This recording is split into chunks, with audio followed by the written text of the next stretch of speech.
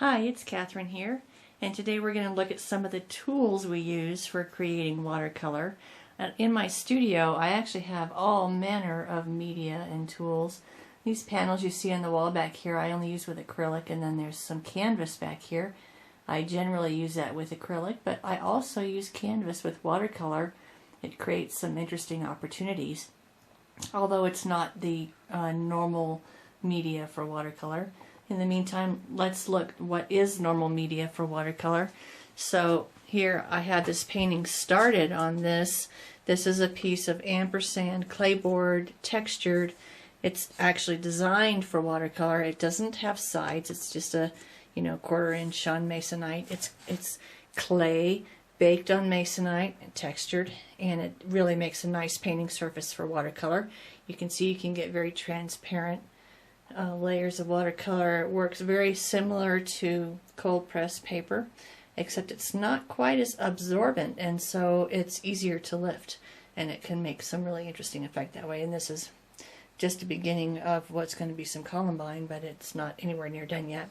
So anyway, that's ampersand clayboard.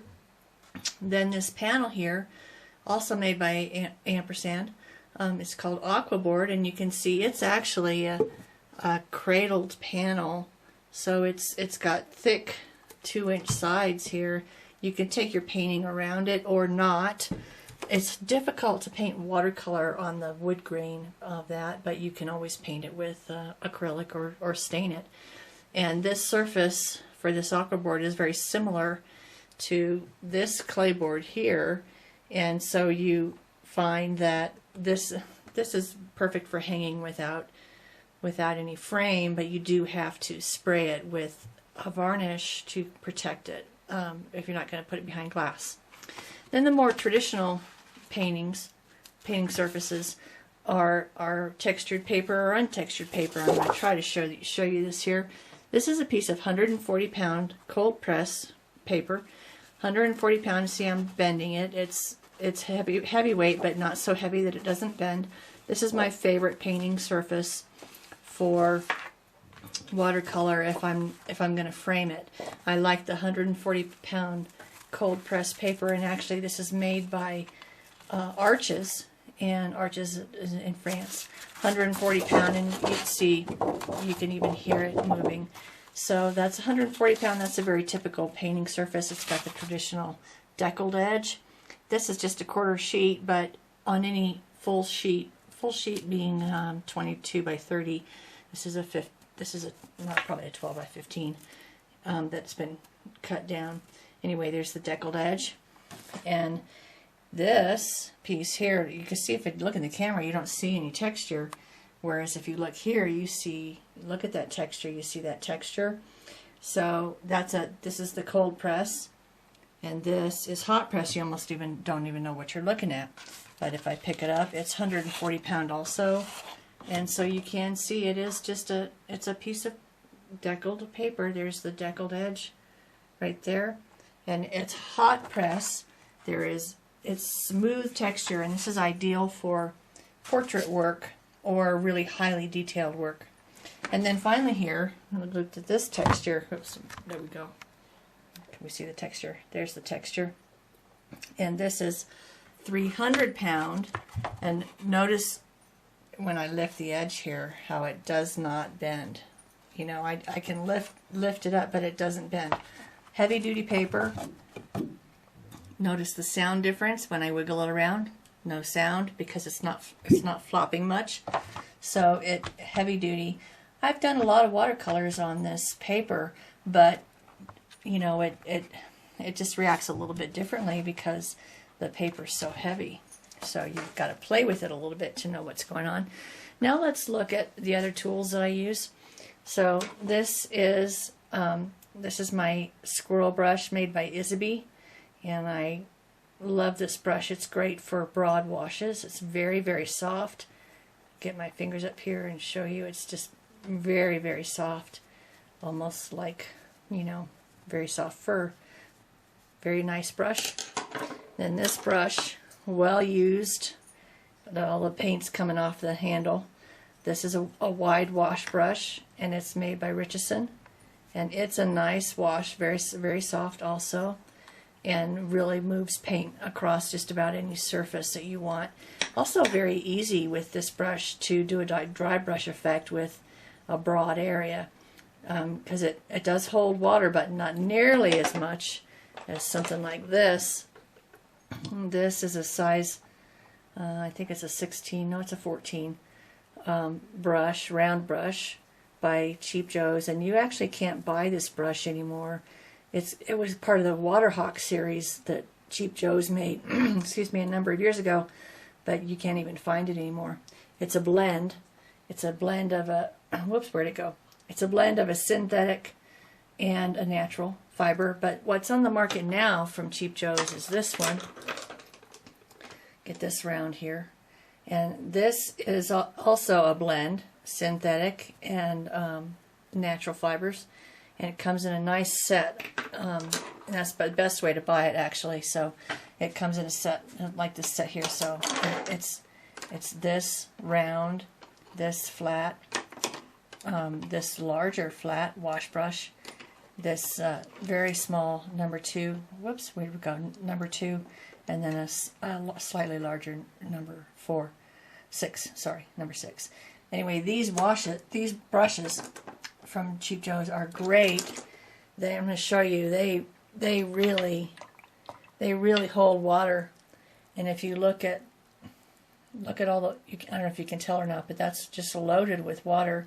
If I put that in paint, that's really going to really make a nice broad wash.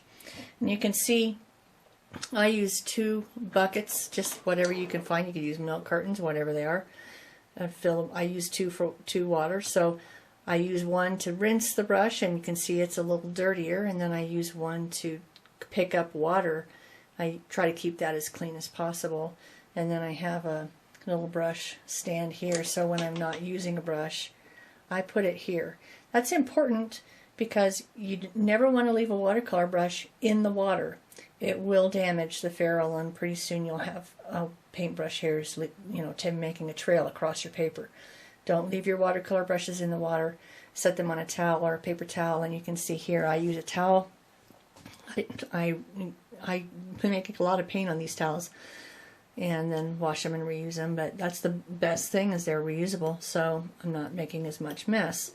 But once I've dipped them in water, rinsed them, and lightly dried them, I put them on this little stand, and that dries them out, helps them keep their shape, their point. Look at that lovely point on that brush. It's a beautiful, beautiful point. Love these brushes. I have a lot of brushes. Look at all these brushes. I have more brushes over there. And I have lots of brushes, and do I use them all? Well, no. But yes, I do and I don't. I don't use them all regularly. I do use these all the time, and these all the time. These are my favorite watercolor brushes. I always come back to the brushes that I like the best. My most used brush is this one for a large, and this one for a medium, and this one here, this larger one. Watch what will happen when I get it wet. It will also come to a point. So I just love these brushes. These brushes are, again, they're by Cheap Joe's. They're branded Cheap Joe's. So the old brand is Cheap Joe's Waterhawk, and the new brand is Cheap Joe's, what are these called? Oh, is it on here?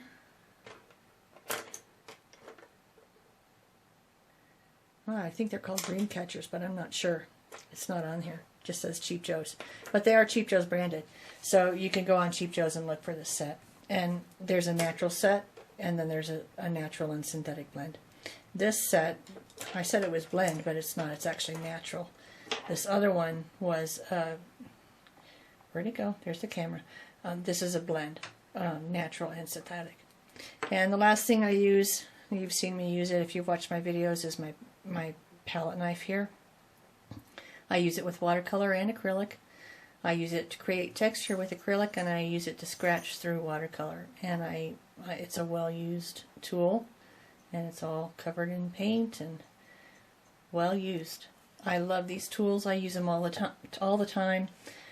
My watercolor brushes here, my watercolor media choices here, my acrylic and other brushes in my storage devices here. If I'm doing an acrylic, those come out, the watercolor brushes go in.